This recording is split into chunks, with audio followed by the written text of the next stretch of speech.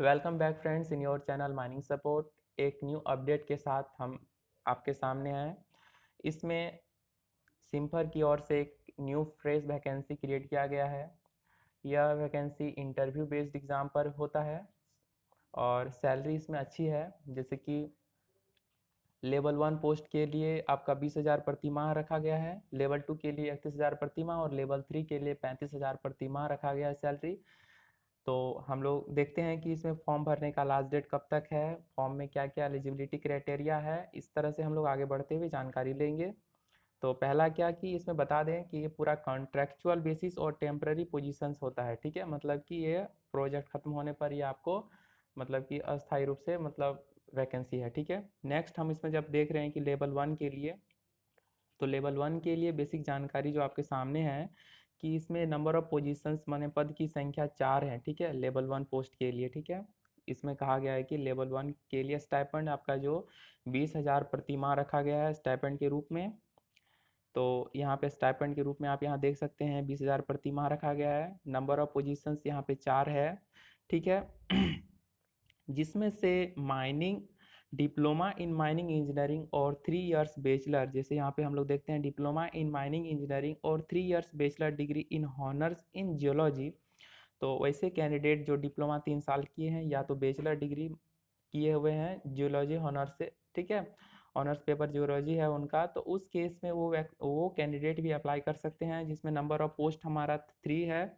और इस हिसाब से और इसमें और एक जानकारी दिया गया है कि ऐसे जो बीएससी इन केमिस्ट्री एग्रीकल्चर या तो इन्वायरमेंट साइंस लेकर के कर रहे हैं, वैसे कैंडिडेट जिनके पास 1 साल का एक्सपीरियंस भी हो, तो वो कैंडिडेट भी इसमें एलिजिबल हैं और वो फॉर्म अप्लाई कर सकते हैं। ठीक है, जिसमें से मिनिमम स्टाइपेंड आपका रखा गया है 20,000 पर मंथ। ठीक है, तो नेक्स्ट हम आगे बढ़ते हैं इस सेशन में लेवल 2 पोस्ट के लिए हम लोग चर्चा करेंगे।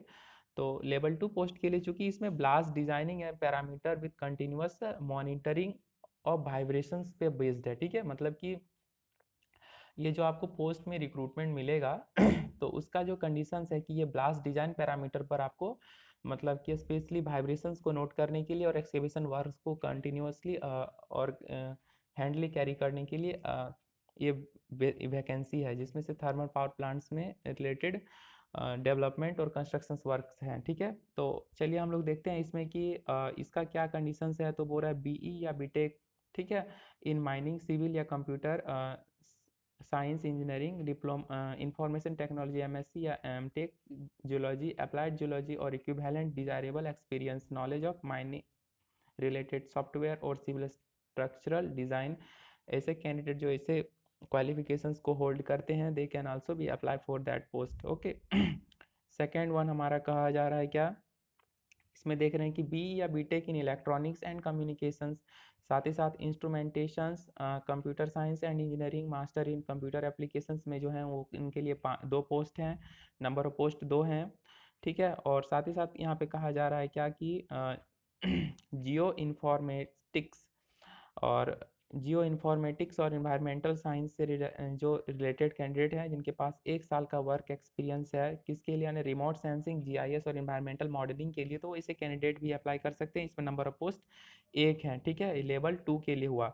और लेवल 3 के लिए आपको बता दिया जा रहा है क्या कि development and adoption of real time prognosis system for cost effective safe operation and mobile machinery. ठीक है, तो सेफ ऑपरेशन मोबाइल मशीनरी के लिए कॉस्ट इफेक्टिव क्या वर्क रहेगा उसको प्रोग्नोसिस करने के लिए आपका लेवल 3 का जो पोस्ट है उनके लिए वैकेंसी क्रिएट किया गया है, जिसमें से आपका वैकेंसी अलग अलग एजुकेशन वाइज अलग अलग है। जैसे कि बी या बीटेक सिविल इंजीनियरिंग में जो है या तो एमएससी एमटेक किए हुए हैं उनके लिए नंबर ऑफ पोस्ट यहाँ पे 2 रखा गया है। फिर बोल रहा है क्या इलेक्ट्रॉनिक्स जैसे कि एम या एमटेक इन इलेक्ट्रॉनिक्स या communications instrumentations computer science and engineering and B या B Tech in electronic and communications instrumentation computer science and engineering और master in computer applied with 2 years experience. यहाँ पे एक नया बात बोल रहा है क्या कि आपके पास यहाँ पे 2 साल का एक्सपीरियंस जो होल्ड करेगा वही व्यक्ति इसमें एलिजिबल हैं। ठीक है, उसके बाद फिर बोल रहा है क्या, मतलब कि नेक्स्ट हमारा बोल रहा है कि एमई या एमटेक, एमई या MTech in mechanical engineering, ME या एमटेक इन मैकेनिकल इंजीनियरिंग जो किए हुए हैं with experience of 2 years, okay, 2 साल का एक्सपीरियंस है, और गेट क्वालिफाइड, सबसे बड़ा बात है यहाँ पे भी गेट क्वालिफाइड का बात बोल रहा है, यहाँ पर भी गेट क्वालिफाइड का बात बोल रहा है, ठीक है। तो ये बात ध्यान देना है। तो उन ऐसे पोस्ट में आपको 35,000 प्रति माह मिल रहा है, तो इसमें गेट क्वालिफाइड होना भी ज़रूरी है, कह रहा है। साथ ही साथ इसमें भी आपका 2 साल का एक्सपीरियंस भी बताया जा रहा है, यहाँ पे देख सकते हैं कि 2 साल का एक्सपीरियंस आपको दिया जा रहा है, ठीक है, कि 2 साल का एक्सपीरियंस ही एक्सपीरियंस होल्डर ही अप्लाई कर सकते हैं ऐसे पोस्ट में, ठीक है।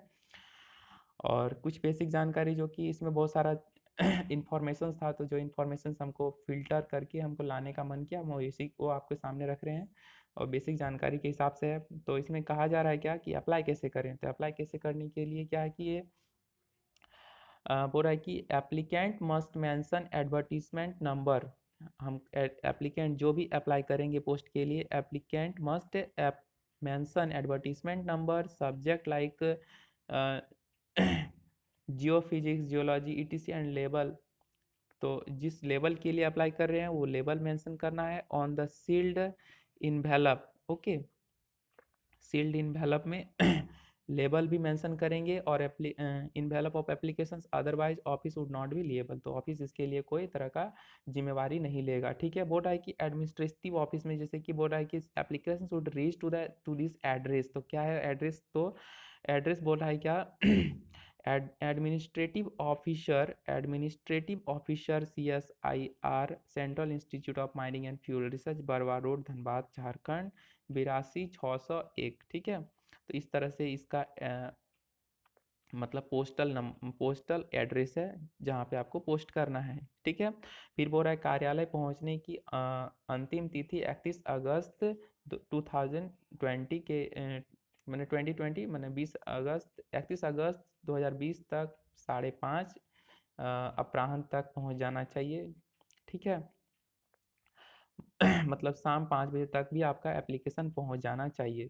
कितना ना, 31 अगस्त के ऑनवर्ड्स आपका एप्लीकेशंस पहुंचना अनिवार्य रूप से ज़रूरी है, अदरवाइज यह एप्लीकेशंस आपका कंसिडर नहीं होगा, ठीक है। फिर बोल रहा है क्या, एनी एनी नोटिफिकेशंस एडेंडम को date of the interview will be available only on the institute website.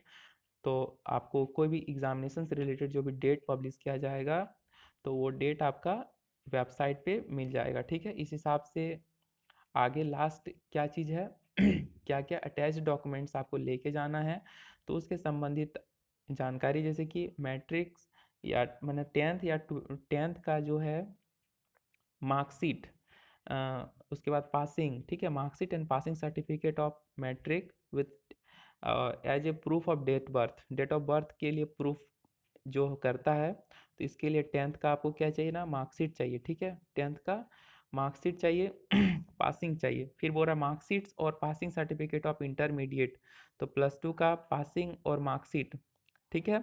फिर बोल रहा है क्या, नेक्स्ट हमारा marksheets of passing and certificate of BSc या डिप्लोमा लेवल 1 के लिए, ठीक है। तो लेवल 1 कैंडिडेट के लिए आपका डिप्लोमा का पासिंग सर्टिफिकेट, केवल मार्कशीट भी चाहिए, ये बात ध्यान देना है, मार्कशीट एंड पासिंग सर्टिफिकेट, ठीक है।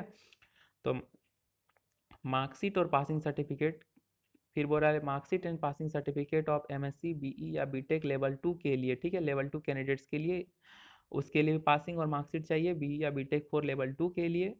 Other educational and experience certificate as eligible applicable and specified for other higher post, ठीक है। फिर बोल रहा है कि एससी या एसटी कैंडिडेट के लिए उसका वैलिड कास्ट सर्टिफिकेट चाहिए, जो एससी एसटी कैंडिडेट है। फिर बोल रहा है ओबीसी कैंडिडेट जो है उनके लिए नॉन क्रीमी लेयर का बना हुआ जाति प्रमाण पत्र जो है कि चाहिए। और साथ ही साथ बोल रहा है ईडब्ल्यूएस के कैटेगरी में जो आते हैं उनको update EWS certificate issued by competent authority होना अनिवार्य है, नहीं होने से वो एलिजिबल नहीं, स्टेक होल्डर नहीं बन पाएंगे ऐसे पोस्ट के लिए, ठीक है। तो और इसमें क्या है कि आपको जानकारी के रूप में बता देते हैं कि क्या क्या फिल करना है, तो आपको एक अपना फ़ोटो यहाँ चिपकाना है। फिर नेक्स्ट सारा एड्रेस तो आपको दिया गया है, इसमें कुछ नया जानकारी नहीं रखना है, मतलब कुछ नया बात नहीं है, ये सब जेन्युइन है जो आप आराम से भर सकते हैं। तो इस तरह से ये आपके लिए काफ़ी अच्छा वैकेंसीज था, फुल एनालिसिस हुआ इसमें। Thanks for watching this video. If this video is supported to you, then comment and subscribe this channel